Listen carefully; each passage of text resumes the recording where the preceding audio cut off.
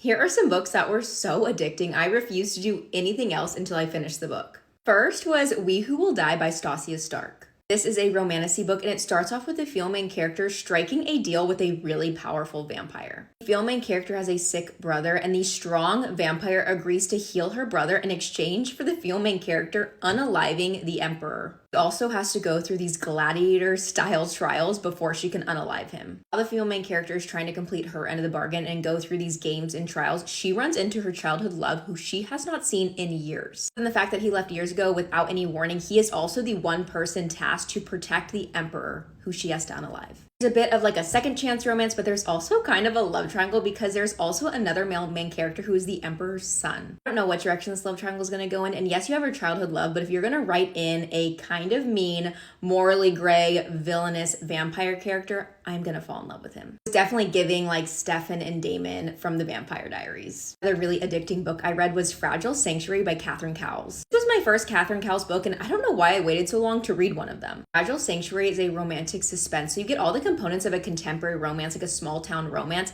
However, there's also this like Criminal Minds CSI plot that kept me hooked. Ending of the book reminded me of like when I used to watch Criminal Minds and you're trying to figure out who the serial unaliver is. Next is a dark rom-com standalone that I thought was really addicting, and that is Rooked and Rebel by Kate Crew. The main character in here is really sheltered. She's not allowed to leave the house very often, but one day she goes on a date with her boyfriend. They end up in this sketchy alley where this masked man comes after her boyfriend because he owes him money. Boyfriend flees and she ends up alone with this masked man. The masked man ends up offering to take her home because her boyfriend left her in the dust. Since the female main character is so sheltered, she kind of gets a thrill of being with this masked man who also is a biker. Slowly start to hang out more. However, you do find out that the male main character is actually trying to seek revenge on the female main character's dad. I love dark rom-coms, and I was really wondering how that was all going to pan out. And also, I am a sucker for a male main character who rides a motorcycle. Another really addicting romantasy read is The Poison Daughter by Sheila Masterson. This is a romantasy standalone, and the female main character has poison magic. Specifically, her kisses are poisonous. She's part of this really powerful family, and she likes to use her magic to go after men who have wronged other women. The female main character finds out that she is getting betrothed to this man that she doesn't know. The night before she has to go off and be betrothed, she decides to get one more assignment and go after one more of those bad guys. However, when she sees her mark and lures him and tries to kiss him to unalive him, nothing happens. The next day, when she meets her betrothed, she realizes it is that guy that she tried to unalive the day before. After that whole scene, I just could not put the book down. I love that this was just a standalone. Those are some books that were so addicting, I did not want to do anything until I finished them.